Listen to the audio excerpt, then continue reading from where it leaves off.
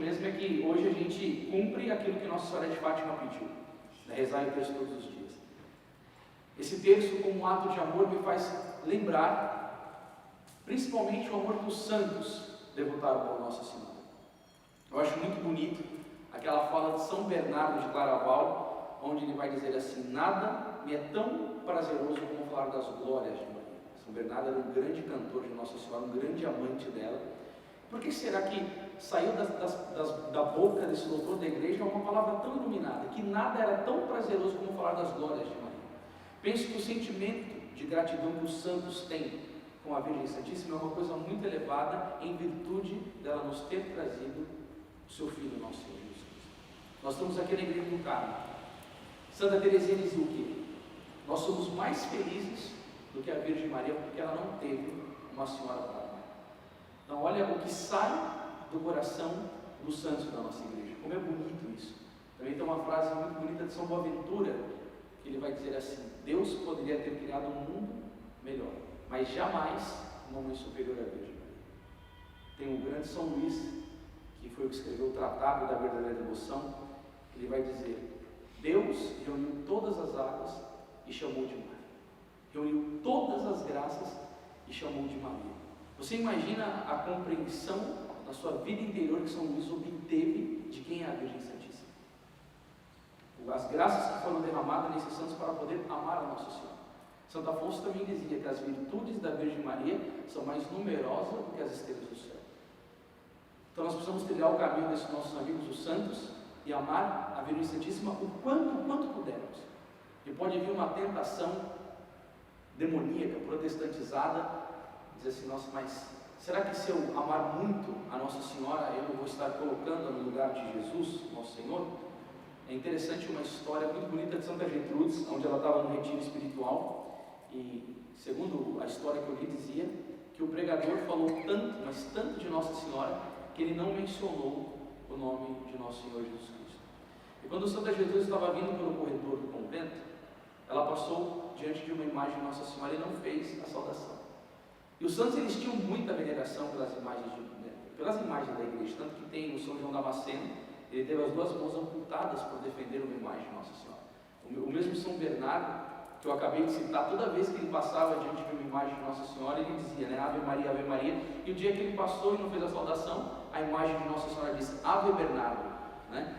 Eles tinham muito amor pelas imagens de Nossa Senhora, e a Santa Gertrudes passou diante de uma delas e não fez a saudação, e Nosso Senhor, né, questionou-a: Gertrudes, por que você não saudou a imagem da minha mãe? Ela fala: Senhor, eu fiquei meio chateada, o palestrante, o pregador do retiro, falou só da sua mãe e não falou do Senhor.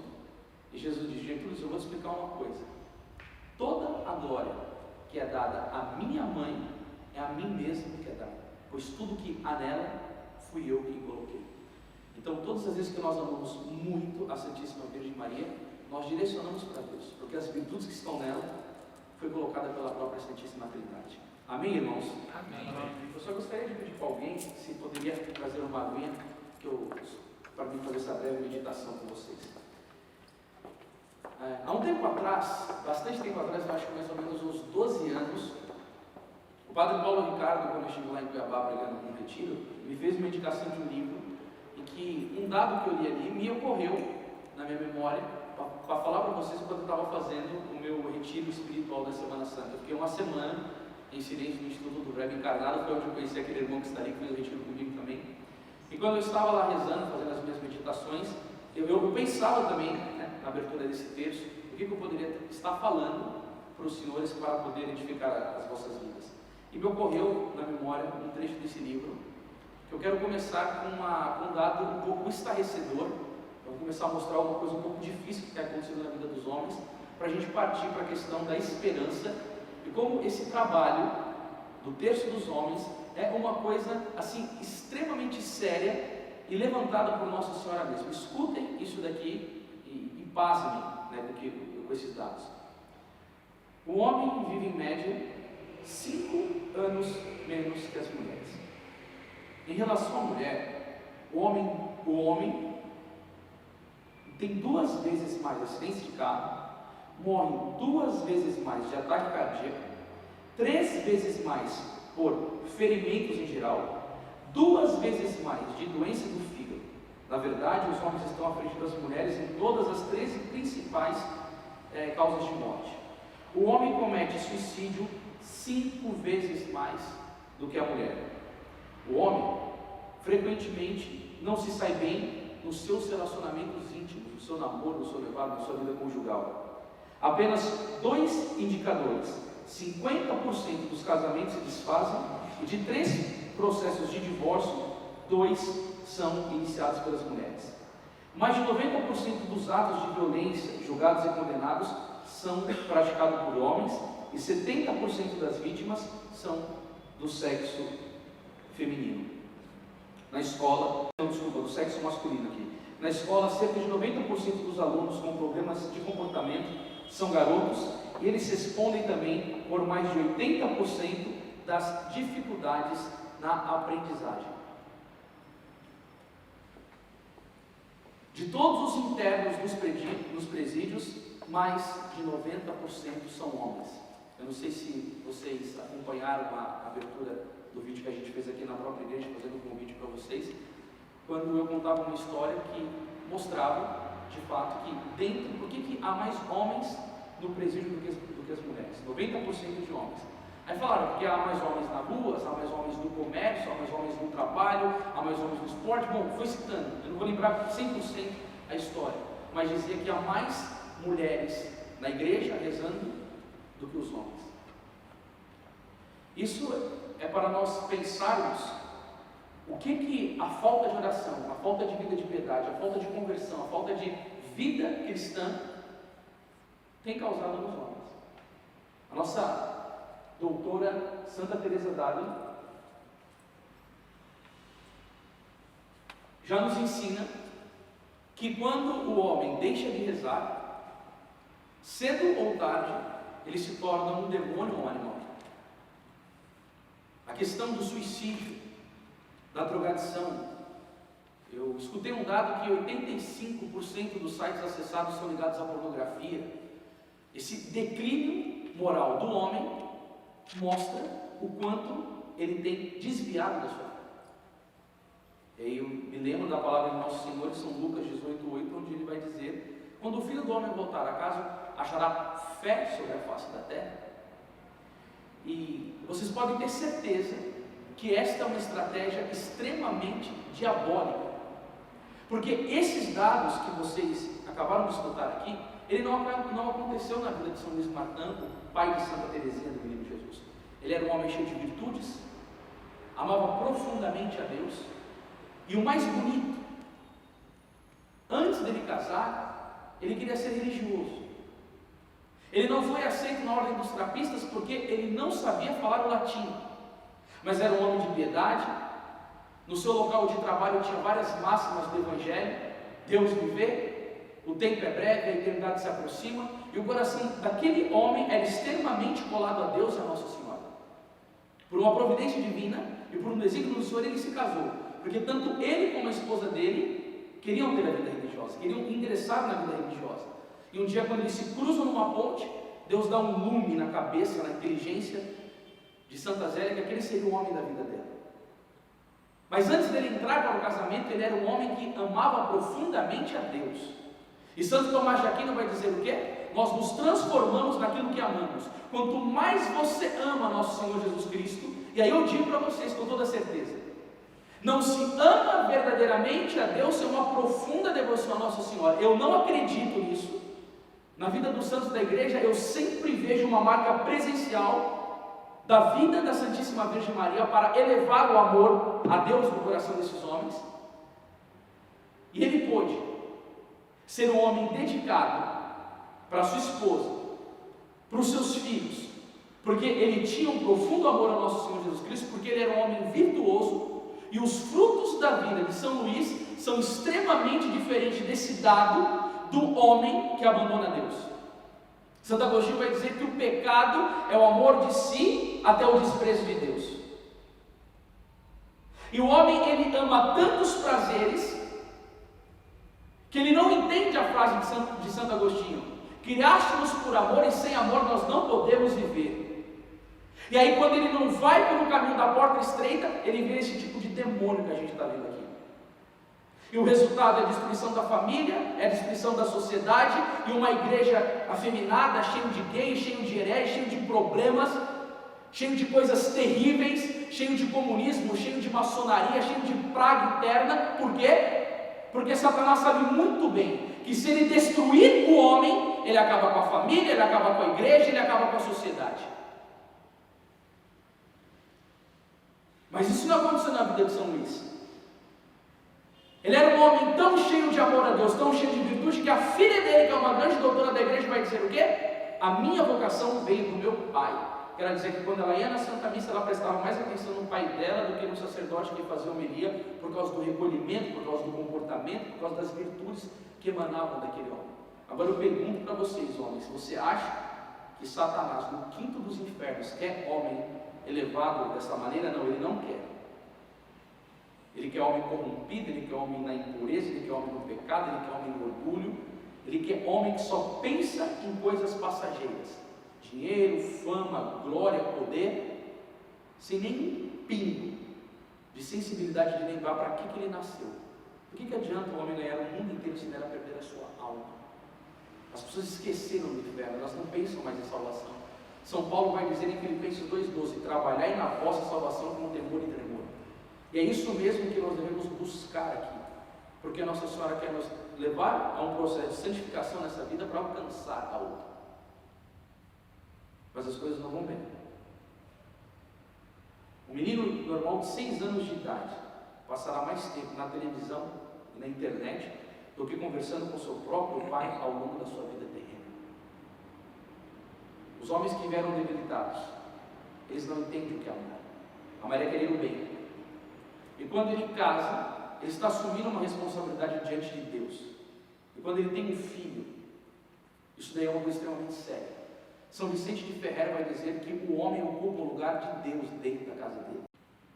E a maioria das crianças hoje estão assim, abandonadas, porque não tem homem virtuoso, não tem homem que está esclarecido ainda do seu dever. Do seu dever de rezar, do seu dever de Estado, do seu dever de educar. E acontece que isso está virando uma bola de neve. A outra geração não tiveram bons pais virtuosos. Esses meninos que não tiveram bons pais, eles vão crescendo sem nenhum tipo de bom exemplo. Às vezes eles vão para a igreja, mas infelizmente acabam escutando até inverdades contra a fé. Um psicologismo barato, uma filosofia mentirosa. A prática da vida interior foi embora. A masculinidade está sendo colocada lá no pé. É esse cara cheio da doença do sentimentalismo, vai chegar dentro da casa dele e não vai entender que é amor. Amor é querer o bem. Ninguém tem maior amor do que aquele que dá a vida pelos seus amigos, vai dizer Nosso Senhor em São João 15,13. Ele não aprendeu que seguir a Cristo é renunciar a si e carregar a cruz. E sabe por que acontece? Ele vai lotar o filho dele de smartphone, de coisas, porque ele não quer gastar tempo com os deveres dele. Ele não quer educar, ele não quer amar, ele não quer brincar, ele não quer rezar, ele não quer catequizar. E esse menino ele vai crescer problemático. Ele não vai ser um bom homem. E essas coisas que causam a ausência de um bom homem, de um bom pai, são terríveis. Nos Estados Unidos, um sacerdote fez uma campanha dentro de uma cadeia com os detentos. Eram 500 detentos para o Dia das Mães. Ele conseguiu um contrato com uma gráfica de conseguir 500 cartões para ser escrito e mandado para as mães. A campanha foi um sucesso. Quem entende de campanha falou da herança dele. E os 500 presos escreveram cartas para suas mães, a mídia filmou, foi noticiado. O sacerdote capelão, vendo o sucesso dessa empreitada dele além da cadeia, ele quis fazer novamente o Dia dos Pais. Pegou 500 cartões para os homens escreverem. E o resultado foi estarrecedor. Nenhum homem escreveu nenhuma carta para o seu pai. Falando nem 10, nem 15, nem 20. Nenhum. O sacerdote ficou estarrecido. Eu fui perguntar para eles: por que vocês escreveram para suas mães? E para os seus pais não? Eu vi 3 respostas. Um grupo nem conhecia o pai. Não sabia quem era o pai.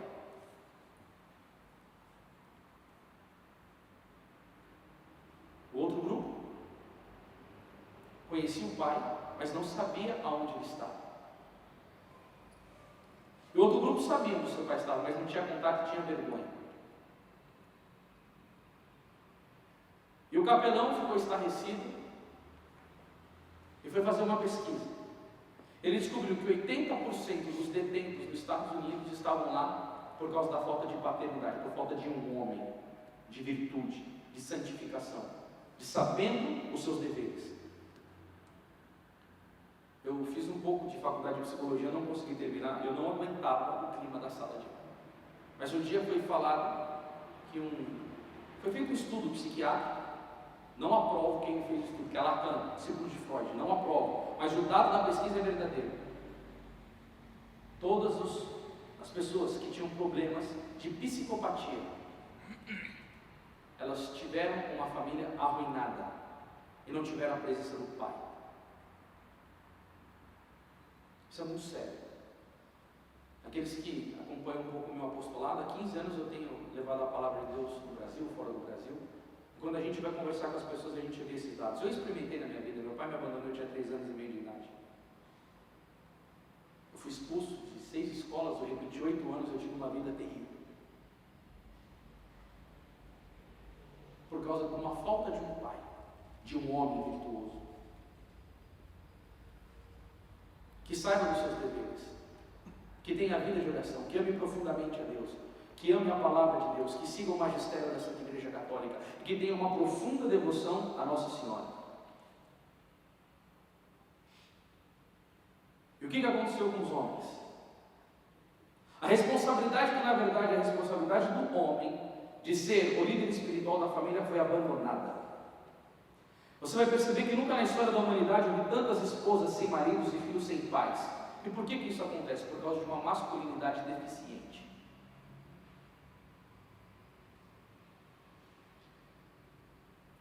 E aí, do alto dos céus, vem a Santíssima Virgem Maria e traz para a nossa igreja essa iniciativa maravilhosa do Terço dos Homens. Ela formou o homem. Ela conviveu com o justo, com São José. Então, se tem uma coisa que Nossa Senhora entende, é de homem virtuoso, porque o filho dela é Deus, e o esposo dela é o homem mais virtuoso das Sagradas Escrituras. Então, Nossa Senhora, ela educou o verdadeiro homem e conviveu com o verdadeiro homem, que são os nossos exemplos de virtude. E aqueles que se entregam a ela sabe muito bem dar conta e formar.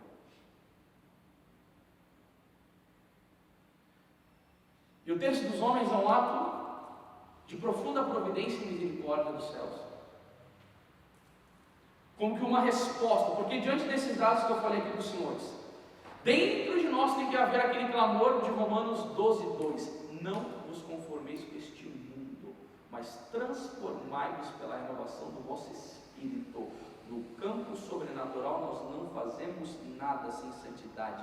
Já vai dizer Santa Teresa d'Ávila: aquele que trabalha para Deus em pecado mortal, a sua intenção não é dar glória para Deus, mas prazer ao demônio. Então Nossa Senhora tem suscitado um exército de homens para fazer a diferença.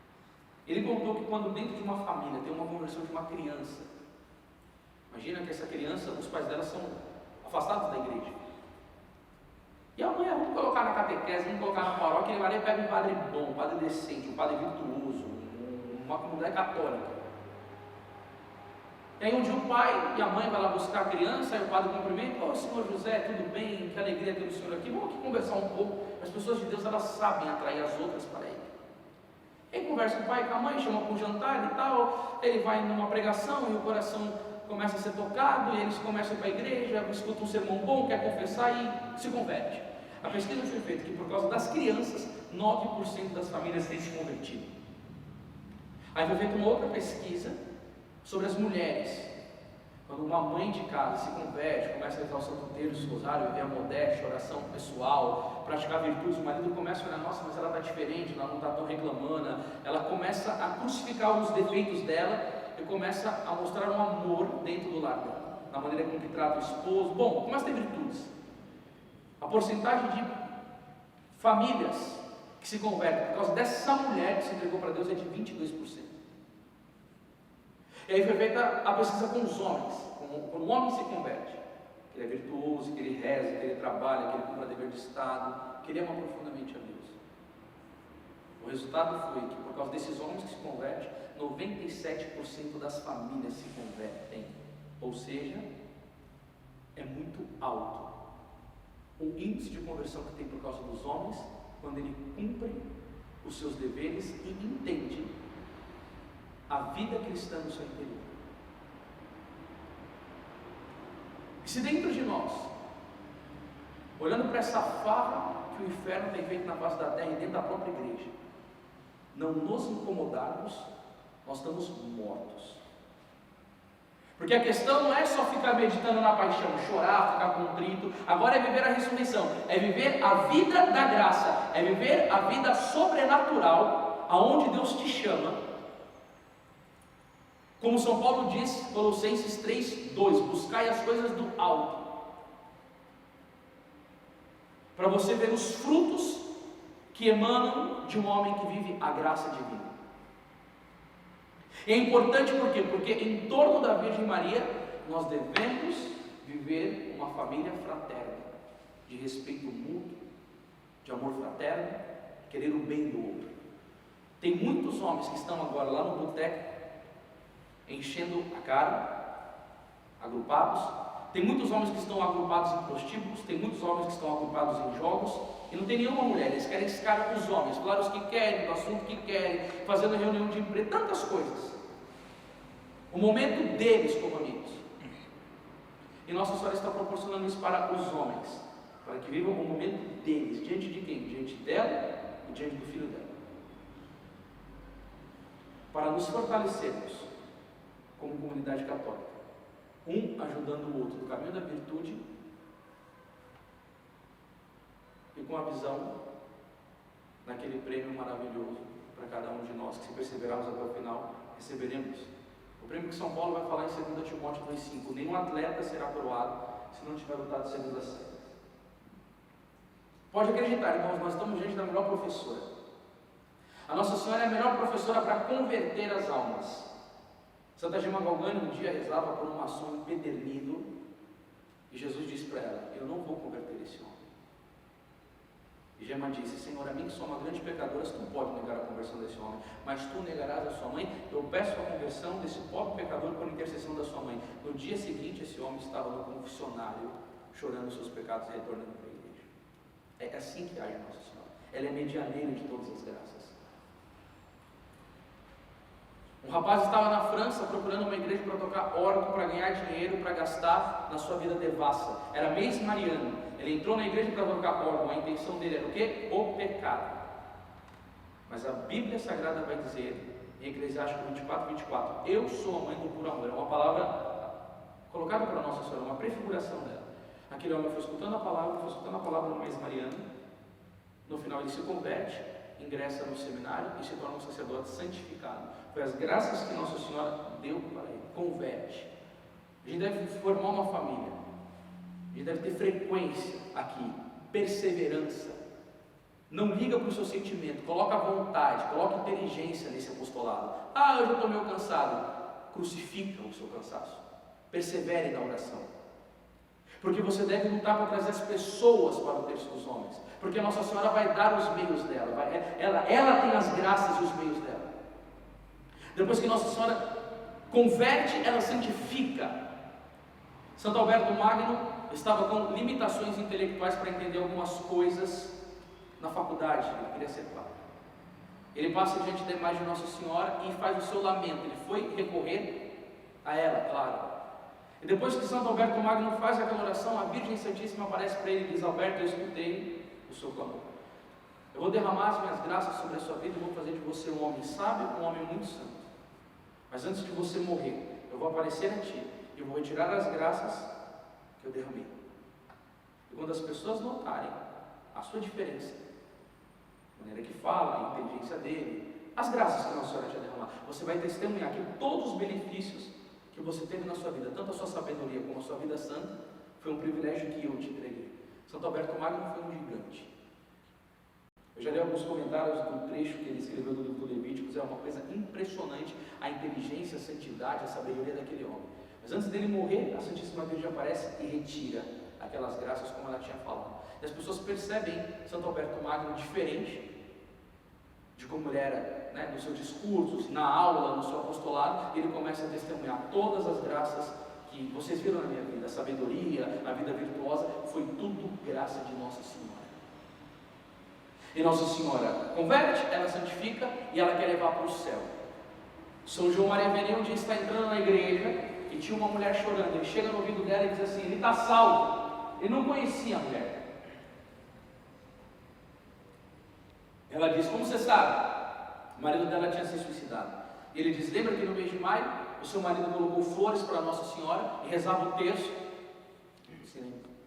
Por causa daquele mês de amor que ele dedicava a Nossa Senhora, antes dele bater o corpo no chão, a Nossa Senhora conseguiu para ele a contrição final e ele salvou a alma dele. Agora você imagina o poder da Santíssima Virgem, que nesse tempo que ele se joga da ponte até ele chegar no chão, a Nossa Senhora derrama uma graça sobre a vida dele, para que ele tenha essa contrição final e consiga se salvar. E ainda o São João Maria Vianney disse: ele está no purgatório e precisa de muitas missas para ser salvo, mas ele foi salvo a causa do patrocínio da Virgem Maria. Olha quantas graças, olha quantas graças. E uma coisa que eu tenho para dizer para vocês: a devoção a Nossa Senhora, segundo São Luís Maria Grignion de Montfort, é um ato de predestinação. Um ato de predestinação.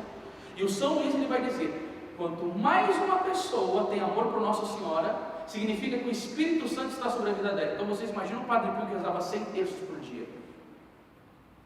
Quanto mais uma pessoa ama a Nossa Senhora, é sinal de que o Espírito Santo está trabalhando na vida dela com a sua graça. E quando uma pessoa tem uma reprovação por Nossa Senhora, significa que o demônio está trabalhando na vida dessa pessoa.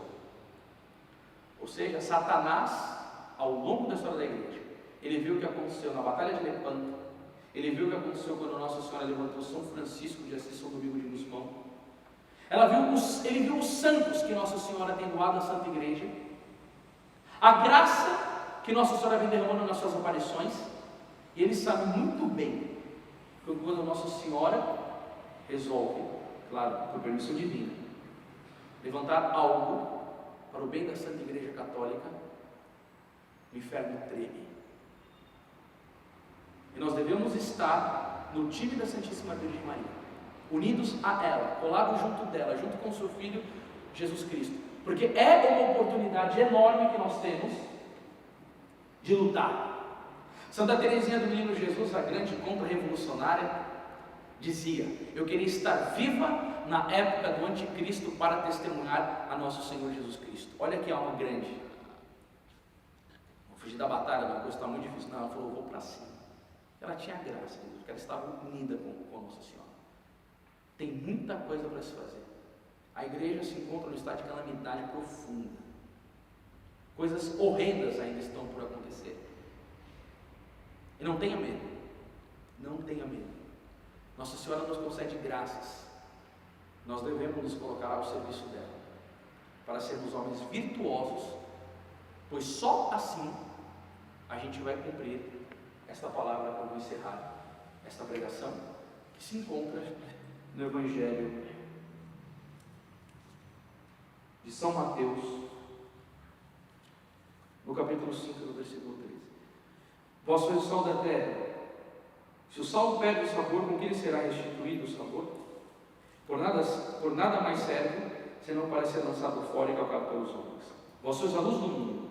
Não se pode esconder uma cidade situada sobre uma montanha, nem se acende uma luz para colocá-la debaixo do alqueire, mas sim para colocá-la sobre o candeeiro, a fim de que brilhe a todos os que estão em casa. Assim, brilhe vossa luz diante dos homens, para que vejam as vossas boas obras e glorifiquem o vosso Pai que está no céu. Que a Santíssima Virgem e São José, os Sagrados Corações, nos conceda graças para perseverarmos naquilo que ela quer para nós. Ave Maria, cheia de graça, o Senhor